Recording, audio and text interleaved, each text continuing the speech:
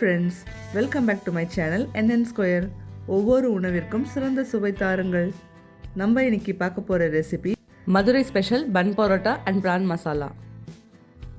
வாங்க ஃபஸ்ட்டு பன் பரோட்டாக்கு மாவு பிசைஞ்சிக்கலாம். இன்றைக்கி நான் பன் பரோட்டா செய்கிறதுக்கு 1/2 kg மைதா எடுத்திருக்கேன், 1 டேபிள் ஸ்பூன் சால்ட் எடுத்திருக்கேன், 2 முட்டையை அதில் உடைச்சி சேர்த்துக்கலாம்.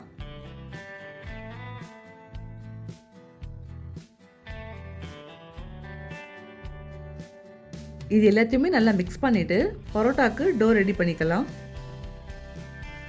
ஒரேடியாக மாவில் தண்ணி சேர்க்கக்கூடாது, கொஞ்சம் கொஞ்சமாக மிக்ஸ் பண்ணி டோ ரெடி பண்ணிக்கலாம்.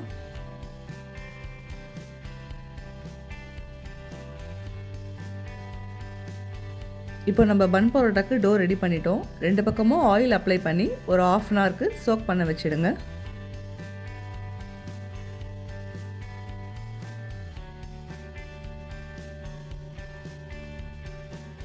ரெடி பண்ண டோவை ஒரு வெட் கிளாத் வச்சு க்ளோஸ் பண்ணிக்கோங்க. அப்படி இல்லைன்னா ஒரு பிளேட் வச்சு க்ளோஸ் பண்ணிவிடுங்க.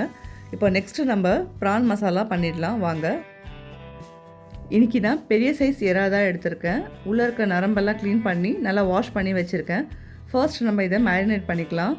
தேவையான அளவு சால்ட் ஆட் பண்ணிக்கோங்க, கொஞ்சமாக மஞ்சத்தூள் ஆட் பண்ணி ரெண்டுத்தையுமே மிக்ஸ் பண்ணி ஒரு 15 மினிட்ஸ்க்கு எடுத்து வச்சுருங்க.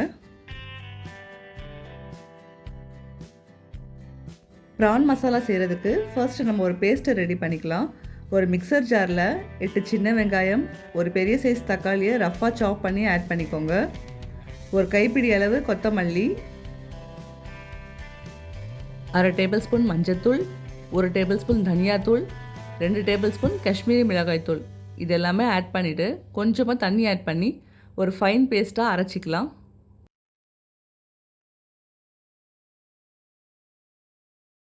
இந்த மாதிரி கன்சிஸ்டன்சியில் நல்லா பேஸ்ட்டாக அரைச்சிக்கோங்க.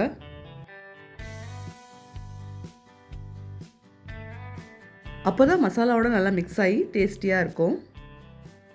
ப்ரான் மசாலாவுக்கு நம்ம பேஸ்ட்டு ரெடி பண்ணிட்டோம். இப்போ ஒரு பேனில் 2 டேபிள் ஸ்பூன் கடலை எண்ணெயை ஆட் பண்ணிக்கோங்க. ஆயில் நல்லா ஹீட் ஆன உடனே நம்ம ஆல்ரெடி மேரினேட் பண்ணி வச்சுருக்கிற எறாவை 1 by 1 இதில் ஆட் பண்ணிக்கலாம். 2 பக்கமே நல்லா லைட் கோல்டன் ப்ரௌன் வர மாதிரி ஃப்ரை பண்ணி எடுத்துக்கோங்க. இப்போ நல்லா ஃப்ரை பண்ணியாச்சு. இதை ஒரு பவுலில் சேஞ்ச் பண்ணிக்கலாம். இப்போ அதே பேனில் நம்ம மசாலாவை பேஸ்ட்டாக அரைச்சி வச்சுருக்கோம் இல்லையா, அதை ஆட் பண்ணிக்கலாம். மசாலாவில் உப்பு காரம் எல்லாம் கரெக்டாக இருக்கான்னு சொல்லி டேஸ்ட்டு பார்த்துட்டு நல்லா மிக்ஸ் பண்ணி விடுங்க. மசாலாவுடைய ரா ஸ்மெல் எல்லாம் போய் நல்லா குக் ஆகிடுச்சு. இந்த ஸ்டேஜில் நம்ம ஆல்ரெடி ஃப்ரை பண்ணி வச்சுருக்கிற எறாவை 1 by 1 ஆட் பண்ணிடலாம். இது கூடவே ஒரு டேபிள் ஸ்பூன் ஜிஞ்சர் கார்லிக் பேஸ்ட்டையும் ஆட் பண்ணி நல்லா மிக்ஸ் பண்ணி விடுங்க. இந்த மாதிரி எண்ணெய் பிரிஞ்சு மேலே வரணும், அந்த அளவுக்கு குக் பண்ணுங்கள். ஸ்டவ்வை லோ ஃப்ளேமில் வச்சு ஒரு 2 மினிட்ஸ்க்கு இந்த மசாலாவை நல்லா குக் பண்ணிக்கோங்க.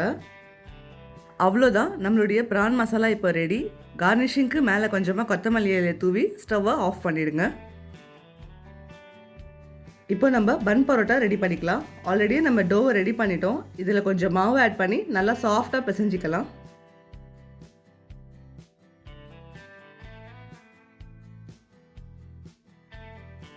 நல்லா இந்த மாதிரி சாஃப்டாக பிசைஞ்சிக்கலாம். அப்போ தான் நம்மளுடைய பன் பரோட்டா நல்லா ஃப்ளஃபியாக சாஃப்டாக வரும்.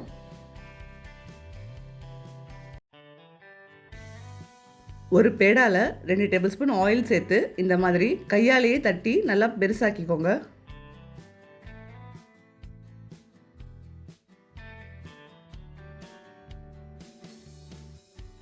பரோட்டா நல்லா லேயராக வரதுக்கு இந்த மாதிரி செஞ்சுக்கலாம். இதையும் நம்ம கையாலேயே ப்ரெஸ் பண்ணி நல்லா பன் சைஸ்க்கு செஞ்சுக்கலாம். இப்போ பேன் நல்லா ஹீட் ஆகிடுச்சு. இதில் நம்ம செஞ்சு வச்சுருக்கிற பன் பரோட்டாவை ஆட் பண்ணி நல்லா 2 பக்கமும் சுட்டு எடுத்துக்கலாம்.